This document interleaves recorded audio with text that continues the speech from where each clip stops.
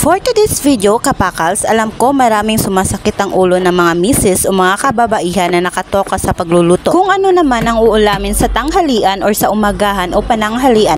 So suggest ko, magluto naman kayo ng chicken curry, wag puro adobo, baka tuyuin na yung kasama mo. So dito nag-slice na ako ng mga ingredients, kapakal. Slice ko lang ng cubes ng itong patatas. Sa chicken curry may carrots din, pero hindi ko kasi type ang carrots. So it's depend naman sa inyo kung lalagyan ninyo o hindi. Kayo naman may pakialam sa buhay ninyo, charis.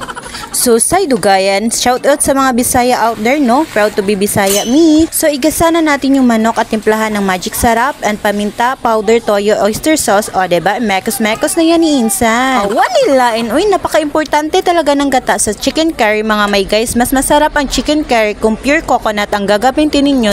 Kaya ang suggestion ko, pag mga gata-gata yung lulutuin ninyo, dapat pure yung gamitin ninyo. So hindi matatawag na chicken curry kung walang chicken powder, diba? So i-mix na natin sa ikalawang piga ng gata ang curry powder. Mekos-mekos na yun minsan. Sa paidugayan mga kapakals. Sa padugayan mga kapakals. Then let's boil it in about 5 minutes. Then i-add na natin ang first piga na gata. Takpan, pakuluin. Wanilain, i-mix na natin ang ibang ingredients mga may guys. Pagkatapos timplahan for you to taste mga may guys. Then takpan, pakuluin ng mga ilang minuto. Then ready to serve. O diba? May masarap na ulam na kayo. So what are you waiting for? Magluto na kayo. O diba? Sa itsura pa lang nabubusog ka na, natatakam ka na. Thanks for watching mga kapakals. Don't forget to like, subscribe, and share.